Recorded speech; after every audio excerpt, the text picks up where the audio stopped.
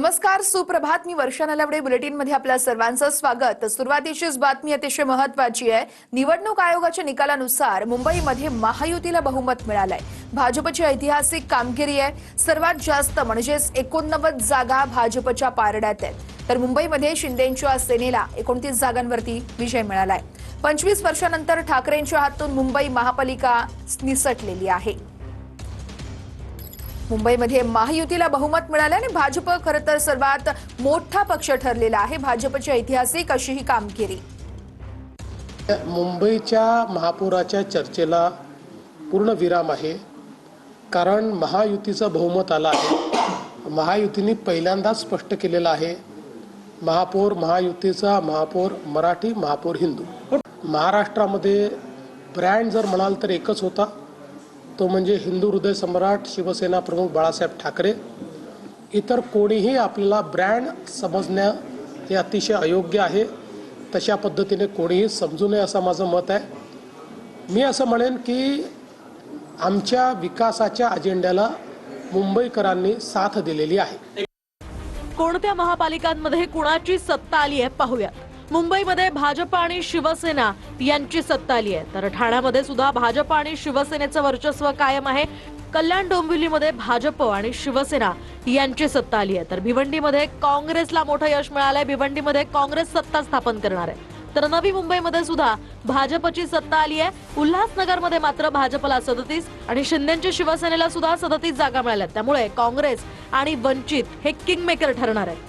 तर मीरा भाईंदरमध्ये भाजपची सत्ता आलेली आहे. दुसरीकडे वसई विरारमध्ये बहुजन विकास आघाडीला घवघवीत यश मिळाले. त्यामुळे बहुजन विकास आघाडी वसई विरारमध्ये सत्ता स्थापन करणार आहे. तर पनवेलमध्ये भाजपची सत्ता आली आहे.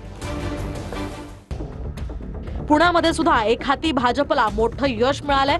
त्यामुळे पुण्यामध्ये भाजप सत्ता स्थापन करणार आहे. तर पिंपरी चिंचवडमध्ये सुद्धा भाजपचीच सत्ता आलेली आहे. नाशिकमध्ये सुद्धा भाजपचं वर्चस्व या ठिकाणी पाहायला मिळालंय.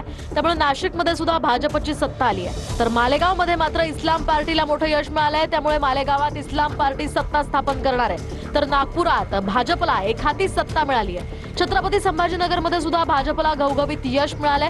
छत्रपती संभाजीनगरात सुद्धा भाजप सत्ता स्थापन करणार आहे. तर कोल्हापूरमध्ये महायुती सत्ता स्थापन करेल. तिकडे इचलकरंजीमध्ये सुद्धा भाजपचं वर्चस्व या ठिकाणी पाहायला मिळालंय. इचलकरंजीमध्ये भाजपची सत्ता आली आहे. सांगलीमधल्या मिरजमध्ये सुद्धा भाजपची सत्ता आली आहे. तर अहिल्यानगरमध्ये अजित पवारांची राष्ट्रवादी आणि भाजप यांची युती होती.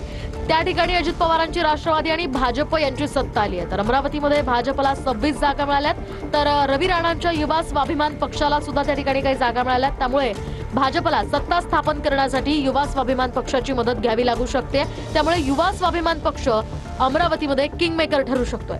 तर अकोल्यामध्ये भाजपची सत्ता आली आहे. चंद्रपूरमध्ये मात्र काँग्रेसला घवघवीत यश मिळालंय. चंद्रपूरमध्ये काँग्रेस आणि ठाकरेंची शिवसेना यांची युती झाली तर काँग्रेस आणि ठाकरेंच्या शिवसेनेची या ठिकाणी सत्ता स्थापन होऊ शकते.